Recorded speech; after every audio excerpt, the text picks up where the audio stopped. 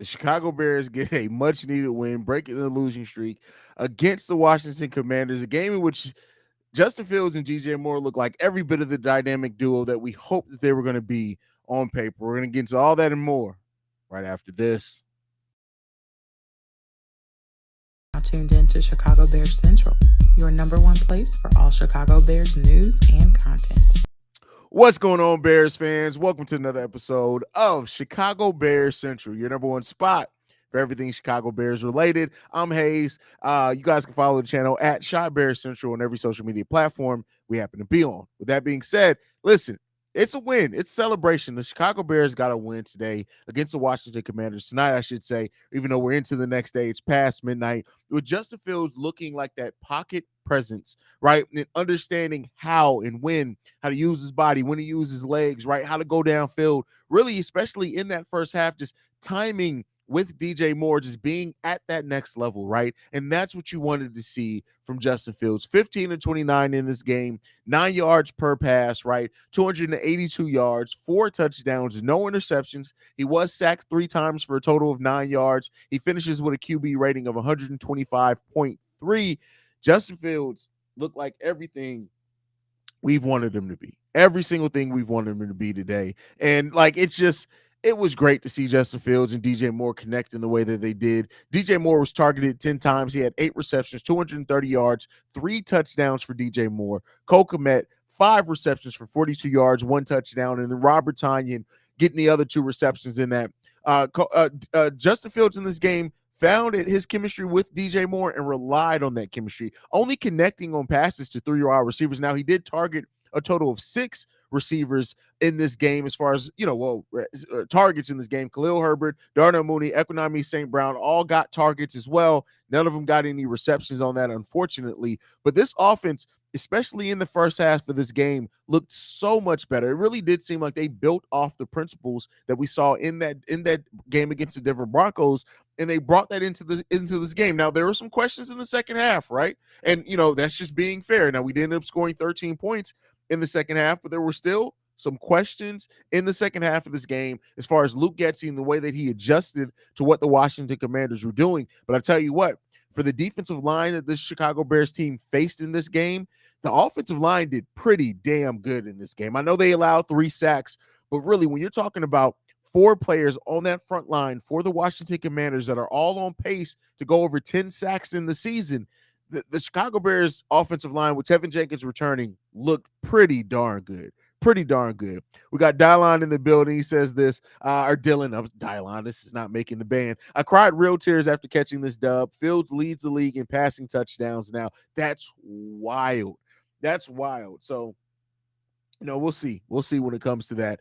Khalil Herbert in this game goes down. Luckily, he's able to stay on the sideline. Let's hope that it was just something with them having 10 days off. They decided to go ahead and hold him out the rest of the game. But he had 10 carries, 76 yards in this game. No touchdowns, but he was really on that pace. He was starting to find his rhythm, right? And I think the Chicago Bears team as a whole was starting to find their rhythm on the ground, but then they had to come out of it. So, we'll see. We'll see what shows up with that. But, hopefully Khalil Herbert, nothing nagging with him on there, and he's able to really, take advantage of these 10 days, get back on the field. Roschon Johnson also goes down in this game, right, with a concussion. We missed out on Roschon as well. So, that's why you want depth at the running back position. Travis Homer was out. So, a lot of stuff happened in this game as far as the running game, and I think had, Roschon and Khalil Herbert not gone down, we would have saw kind of that offense maybe look a little better as far as in that second half of the game, because we would have been able to rely on our running game. We ended up giving 8 carries to Kari Blasingame because he was the last running back left standing. Everybody else was down and out, right? So, we'll see what happens with that. And so, it is what it is. Hold on. Apologize. But yeah, so that's just, listen, you want to see a team that builds off their successes and find a way. And if you guys watch today's daily episode of Chicago Bears Central, one of the things that I did say was what does the coaching staff learn from the game against the Denver Broncos, right? And it seemed like at least Luke Getsy in that first half learned a lot. Now, Luke Getsy left much to be desired with his play calling in the second half of the game, but no, he's not going to be perfect. He's not going to go from looking absolutely terrible to being perfect. But I will say, some right steps in the right direction for the Chicago Bears that we needed to see. So we'll see with that one. B. Bill Senior says we got 10 days to get healthy. Completely agree with you on that one. We got a comment from a Facebook user. I hate that it doesn't show you guys his name. Tevin slept and on a pool and still made the block. Bear down. Listen, Tevin Jenkins is a monster, and I'm so glad to have him back for the Chicago Bears. But we'll see. Now, with that said, all the positivity that we can talk about the offensive side of the ball, and there was some, right? We want to be clear there, but there was that defense, right? The defense left much to be desired. I will say this, right? I want to give them credit for the defense getting stops where they needed to get stops, because they did. The defense got stops at some of the key times, especially in that fourth quarter. But when you allow 17 of 20 points in the second half of your game, there's some concerns there. Now, I will say this: it was nice to see the Chicago Bears go to the blitz consistently. Right? We blitzed probably more times in this game than we've had in the rest of the 4 games of the season combined, right? We definitely got more sacks, 5 sacks on the night for the Chicago Bears defense, right? Getting to Sam Howell. Now, Sam Howell still did have a pretty good night statistic wise, 37 to 51 for 388 yards, 2 touchdowns and an interception. But listen, the Chicago Bears put pressure on him, and you really would have to have watched this game to understand how the Chicago Bears front 7 really did improve as far as getting consistent pressure, more consistent than what we've seen in any other part of the season. Was it perfect? No. Did the secondary still get exposed at times? Absolutely, right? Can't take away from that. But overall, there were some positives to take away on all aspects of the game, and I'm glad to see that from the Chicago Bears as well. Dylan as well in this one says it is disappointing how we down running back 1 and 2. Also looks like we're down Edmonds as well. Yeah, listen, we'll end up seeing what happens with that. Like, I do think if concussion, even if he goes into the concussion protocol, more than likely he's going to be back after 10 days, right? Khalil Herbert, let's hope it's nothing major. It didn't even seem like they sent him back in the locker room or anything. So let's hope it was just a bad sprain or something like that. May keep him out a week, but with 10 days off, let's hope he's back with that one. And then let's not forget, even if one or both of them are out, we still have a pretty darn good running back in Deontay Foreman, who was inactive in this game, so he couldn't have come in once everybody went down. But we do have a pretty darn good quarterback that's ready and healthy that can step in. I'm not really too worried about the running back position for the Chicago Bears. Now, that may come back to bite me in my ass, but I'm not too worried about it right now. A lot of first downs Washington Commanders shouldn't have had. We were poor at tackling. Very poor tackling night. Very poor tackling night. So many opportunities for the Bears to put the Commanders in second and long, third and long, if they just tackled properly, wrapped up properly. Is that a pause? That may be a pause. A pause for some water. But you want to shore up those type of things. But one of the things with this team that I will say is that with all the players that were down with injury, right? You look at Eddie Jackson out, right? Jalen Johnson out, right? So these are players that we were that are supposed to be our starters and leaders on the defensive side of the ball. So, hopefully with, the trial by fire that some of these depth pieces have had to go through, like Stroman now being basically a starter, right, with all the injuries. Hopefully now, once the other players come back, a Kyler Gordon as well, who I believe is eligible to come back in the next game when he was put on IR. Now, there are some thoughts that maybe he may be out for longer, but if he's healthy, we'll see, right? But hopefully that trial by fire really helps as well. B. Bill Sr. also says, I love seeing the aggression on defense with the blitzes. Listen, agree with you there. Like, I will say this, is Matt Eberflus perfect? Was this game called amazingly? Hell no. But there were some definitely points and signs of improvement in both the play calling and the execution. Am I all of a sudden sold on this coaching staff? No. To me, everybody can still go. They can all go. Everybody can get their pink slips tomorrow, right? As far as the coaching staff. But even with that being said, I don't want to fail to acknowledge the fact that there were some improvements in the play calling on both sides of the ball. Now, with Luke Getsy, I want to see better adjustments in the second half. We're seeing right now from Luke Getsy, he can come in with a great game plan, and he doesn't really adjust from that once the defense starts adjusting, right? And with the defense, there's some positives to take away, right? We blitz, we got to the quarterback, but there's still a lot with this defense that it just doesn't make me feel confident. Our offense almost has to play a damn near perfect game for us to hold on and to feel secure in the lead. And that's something that's just not sustainable. But hopefully, with players coming back, more growth, we end up seeing it. Like Javon Dexter was at it in this game, right? Billings had some ups, had some downs in this one as well, like most players, but no, we'll end up seeing. We'll end up seeing. Brisker talk trash all game. Listen, this thing that Brisker did. Listen, I need him to stop that until he fucking does something, right? I'm about to issue a challenge for Jaquan Brisker like I did Kendall Vidor last year. Because Jaquan Brisker, I tell you what, he's out there and he's healthy, and shout out to that. But I tell you what, has Brisker made a impact play all season? He needs to make an impact play. This is a guy that last year almost walked himself into impact plays at least one or two every game. Jaquan Brisker got to stop talking so much shit, and he got to get out there and make an impact, right? Make an impact. Make your presence felt. That's what we want to see. Super chat from Dylan. Thank you, Dylan, for supporting the channel at any level, my brother. You know we appreciate you that for that. He says, bear down. Thank you, CBC, for keeping up with our team at its highs and lows. Listen, that's the thing with this, right? And I would not do this if I wasn't going to commit fully. I don't care if the Bears win, if the Bears lose, you're still getting daily content. My mood on it may change up and down, right, depending on it, but you're still going to get the same thing from all of us here. And one thing was that we're committed to this team. We're actually fans of this team, unlike places like never. I'm not going to throw anybody under the bus that are actually Washington Commanders fans, weirdly enough. But with that said, it is what it is, and so we're here. We're locked in all the time, man. Brandon L. Jet says another post game live stream. Well, I didn't. The guys only did 14-minute live stream, and so I didn't get to hop on it after I did Bleacher Report. Usually we go about 30-40 minutes, and I felt like, you know what, the audience deserves more. So yeah, another post game show. This time I'm on it. So how about that? CB Film says the defense was real mid. Mid is the exact word of the defense today. That's the perfect word to describe it. It was a very mid defensive effort tonight. But listen, I will say this. Like I said, even with all my critiques of the defense, we got the stops when we needed to get the stops, right? In the fourth quarter. I won't say necessarily the whole game, because there were times where we needed to get them off the field in the third quarter and we couldn't. But I say this. The Bears held them to 6 points in the fourth quarter after giving up 11 in the third, right? So you say something for that, right?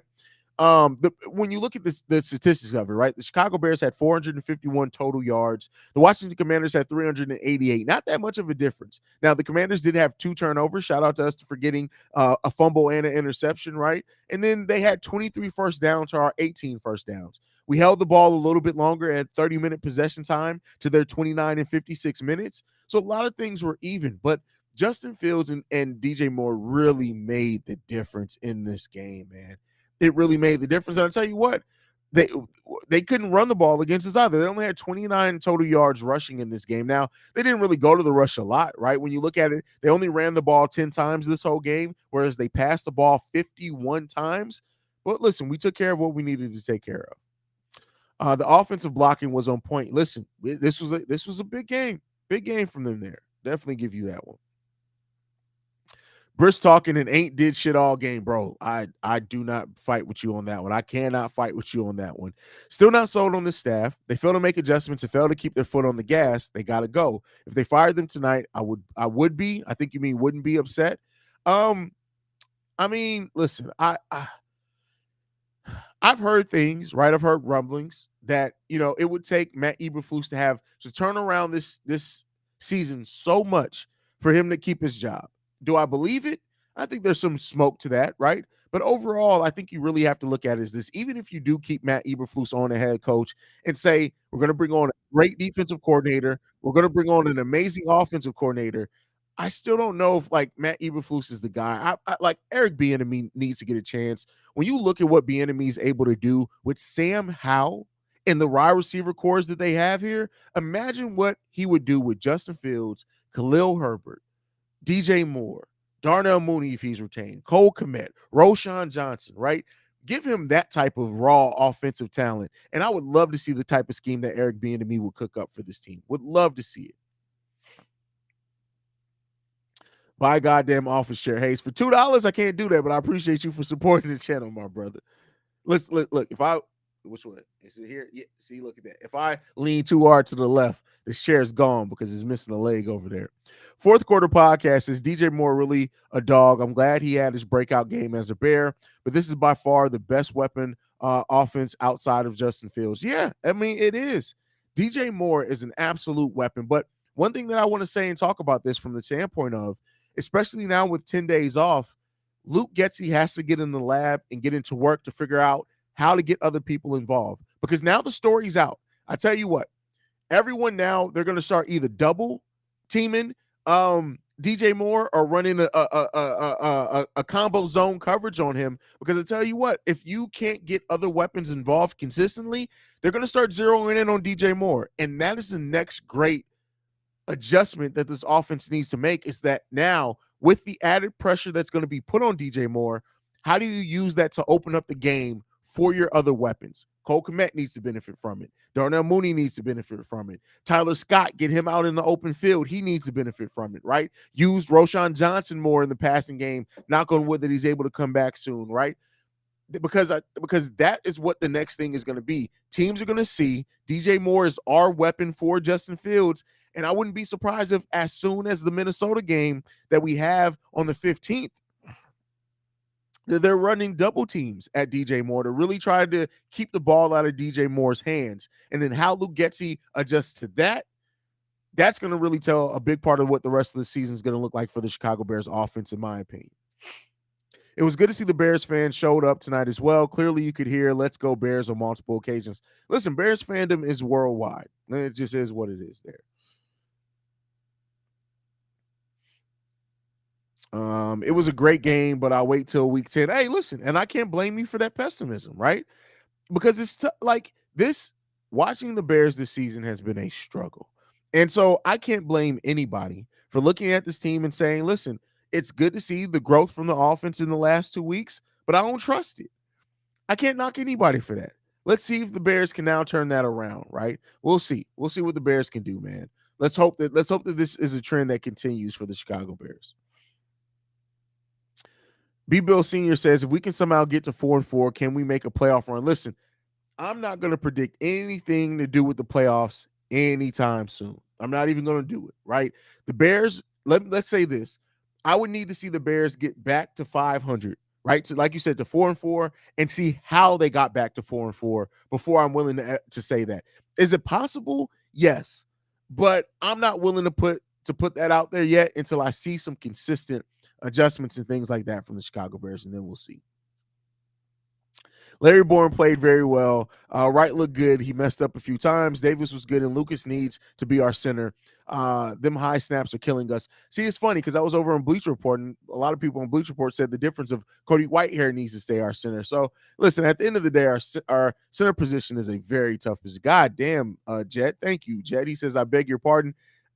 Brandon L. Jet with the $50 super chat. Thank you, Jet. You know I appreciate you, brother. As always, man. From the Facebook user says, for the most part, Justin has been getting the ball out on time. For example, on those short throws to DJ, if that pass was a second late, it would have been picked or pass deflected. Oh, make no mistakes about it.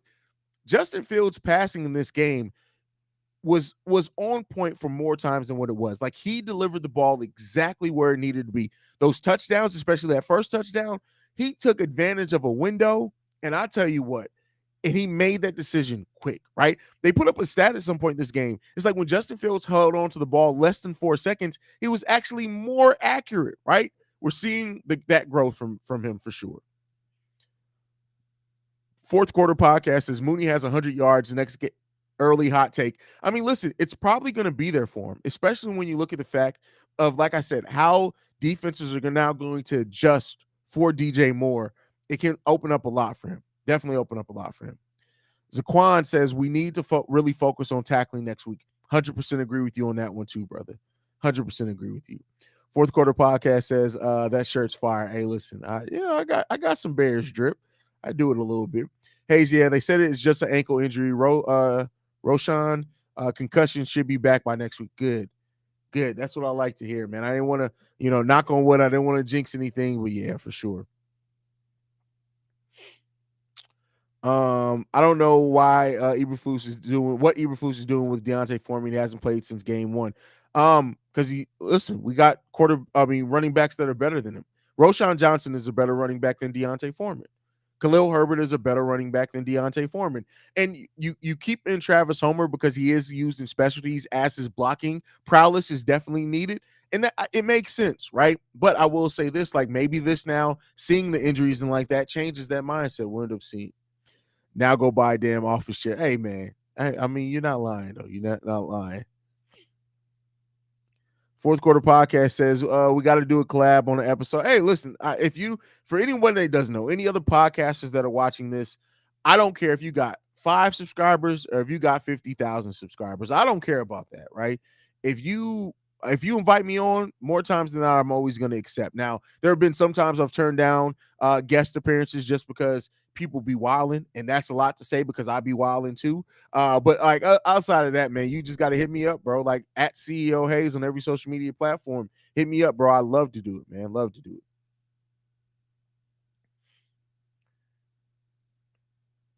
Herbert is becoming one of my favorite players, not gonna lie. Hey, listen, and this is one thing you guys know I'm not afraid to admit when I was wrong. Coming into this season, I had my doubts about Khalil Herbert being the running back one, right? And I still do think eventually Roshan is probably going to take that position, but Khalil has been everything almost that we've needed him to be. Almost everything that we needed him to be, man.